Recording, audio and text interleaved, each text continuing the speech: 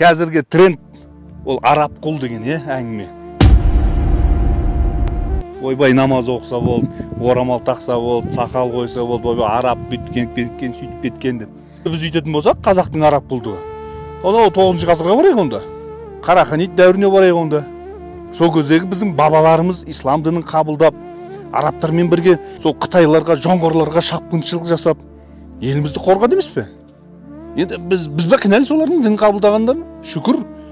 Қайта біз ислам дінін қабылдап, қайта біз осы 5 уақыт бет қолымызды, аяғымызды жуып таза жүргенімізге мен шүкірімді айтамын.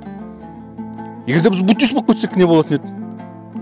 Біз соны сиырға табынып, сиырды қазір қастерлеп, оны не жемейсің, не сүтін ішпейсің, не қаймағын жемейсің, не майын жемейсің, жүретін едік онда.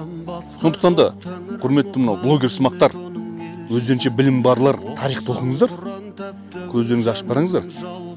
Или сендер өздерің тәңіршіл болсыңдар, бәрібір түбінде айналып келіңізде бір Аллаға иман келтірген боласыңдар.